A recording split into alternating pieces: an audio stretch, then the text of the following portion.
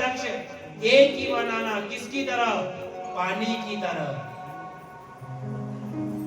ये नदी नाले सबका एक लक्ष्य होता है, एक ना एक दिन में समुद्र में मिलूंगी। एक लक्ष्य बनाती है, एक ना एक दिन मैं समुद्र में जाकर मिलूंगी। अपना लक्ष्य पानी की तरह मिलाना, एक ना एक दिन वो नदी समुद्र में मिल जाती है, पानी समुद्र में मिल जाता है। उसी प्रकार भजन करते ये प्राणी इस संसार सागर से छुटकर उस परमात्मा में मिल जाए।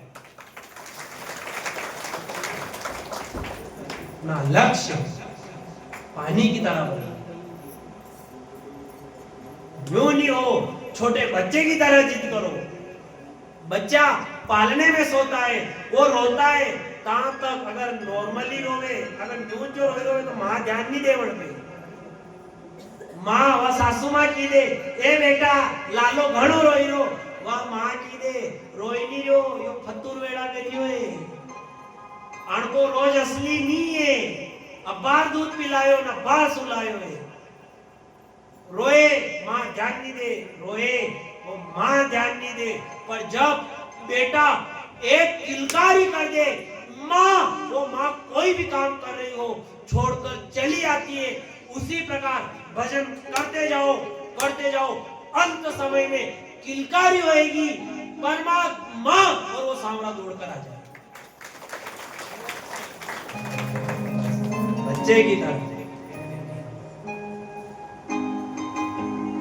इत्र से कपड़े में एका ना कई बड़ी भारी बात नहीं है, परफ्यूम लगे ना हर कोई कपड़ा में एक ही ले, पर महक अपने आचरण से आए वो ज्यादा बड़ी।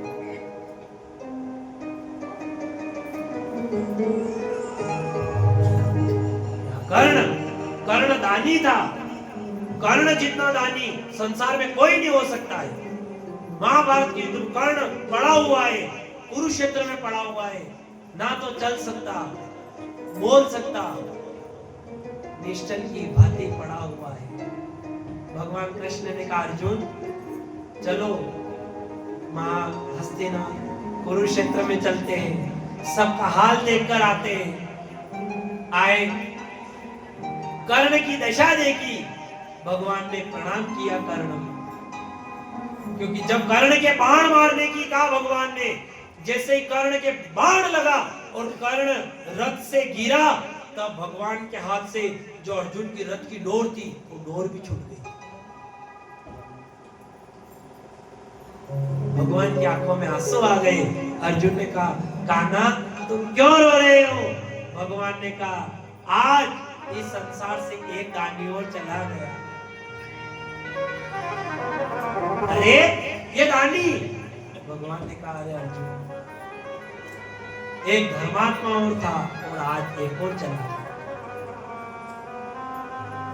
ये बात कही, अर्जुन को विश्वास नहीं हुआ। भगवान साथ में ले गए, महात्मा का रूप बनाया। कर्ण से कहा कर्ण अंत समय ये तेरा, मैं भिक्षा मांगने आया हूं, मुझे भिक्षा दो। कर्ण पड़ा हुआ। कर्ण ने कहा भगवान जहां तक शरीर था चल रहा था मैंने सब दान कर दिया, मैंने कवच दान कर दिए, कुंडल दान कर दिए, अब मेरे हाथ में कुछ नहीं है। भगवान ने कहा अंत समय ये तेरा, तू मरते मरते दान नहीं देगा तो नरक में जाएगा। कर्ण ने कहा भगवान मेरे पास हो तो मैं दान करूं, मेरा अगर शरीर चलता तो मैं अपनी चमड़ी उतार कर दान कर। भगवान ने कहा चमड़ी तो नहीं, पर तेरे जो दांत है उन दांतों के अंदर सोना जुड़ा हुआ है, तो अपने दांतों का दान कर, तू दांतों का दान कर। भगवान कर्ण ने कहा भगवान जाओ एक पत्थर लेकर आओ और आप मुझे पत्थर दे दो, मैं पत्थर से अपने दांत तोड़कर दान कर दूंगा। जब भगवान ने ये बात सुनी तो भगवान ने कहा मरते हुए आदमी के दांत तोड़वाएगा तो मुझे पाप में पहुंचा रहा है। कर्ण ने कहा अरे नाथ, मैं आपको पाप में पहुंचा कर क्यों नरक का भागी बनूं? आप पत्थर मेरी तरफ चरण से खिसका दो, मैं स्वयं अपने दांत तोड़कर आपको दान करूं। अगर अंत समय में मेरे दांत से भी किसी का भला होता हो तो मैं अपने दान करके दूं। और जैसे भगवान ने थोड़ा सा पत्थर खिसकाया, कर्ण ने पत्थर लिया और जैसे ही मुंह पे मारने लगा, भगवान ने हाथ पकड़ लिया। भगवान ने अर्जुन से कहा, अर्जुन मेरी आंखों में आंसू ऐसे भगत के लिए आते हैं।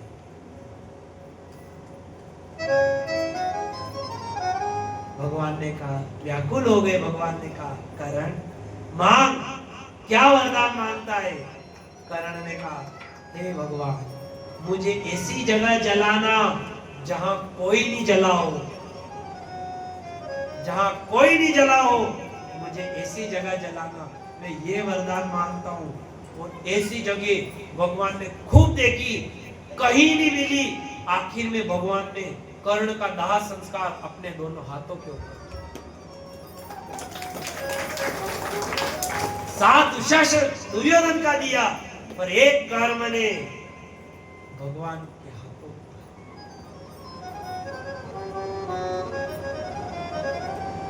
कोई आंख दान करके महान हो गया, कोई आंख दान करके महान हो गया, कोई दांत दान करके महान हो गया, यहाँ तक तो ठीक, कोई जानवर तो अपना पंख दान करके महान हो गया।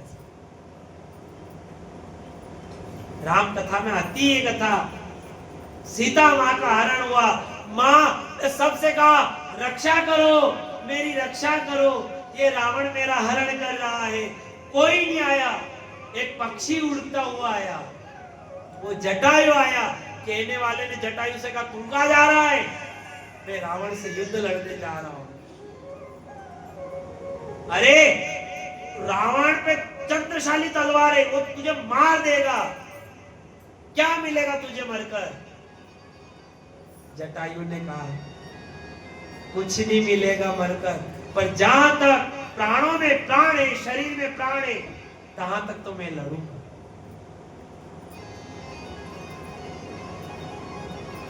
गया, लड़ने गया, पंख काट दिए, एक पंख से उड़ा, दूसरा भी काट दिया, गिर गया, नहीं लड़ सका, गिरा तो एक जगह राम राम राम, राम आए। नहीं मिलते, बड़े बड़े महात्माओं को नहीं मिले, एक पक्षी को राम मिल गए।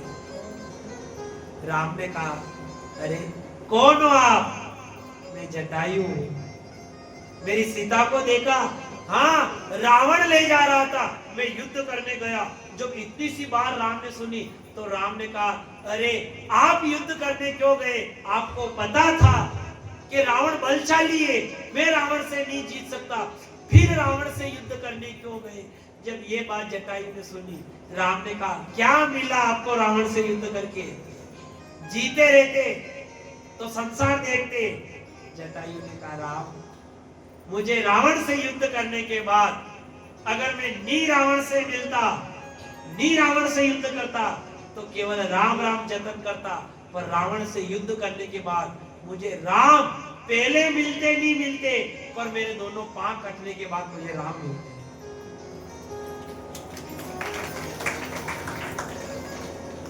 राम गोदी में लिया जटायु को। जिस राम ने अपने पिता की क्रिया नहीं करी, आज वो राम अपनी जटा से जटायु का मुंह साफ कर रहे हैं। प्राण छोड़े जटायु ने, राम व्याकुल हो गए। तभी तो कहा जाता है, रीझ जाता है ये दाता, रीझ जाता है ये दाता, छोटे से एक पान पर, और भाव बिना थूके नहीं गाड़ी भर सामान। अगर अपना भाव नहीं है तो ये नहीं आता है। तभी तो ना जाने कौन सा छोटा सा कर्म हो जाए जिससे ये दाता आ जाता है।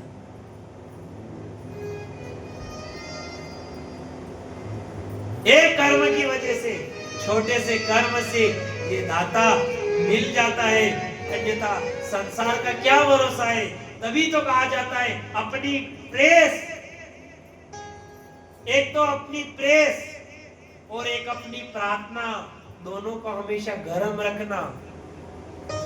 एक तो प्रेस और एक प्रार्थना, दोनों को हमेशा गर्म रखना। प्रेस यदि गर्म होगी तो कपड़ों के सल निकाल देगी, और प्रार्थना यदि गर्म होगी तो जीवन के सल निकाल देगी। दाता कब रीत जाता है, जो पिता मर गए, दाह संस्कार में नहीं गया, आज वो राम एक पक्षी का दाह संस्कार कर रहा है हाथों से। तभी कहने वाले ने कहा है, न जाने कौन से गुण पर वो दाता रीझ जाता है।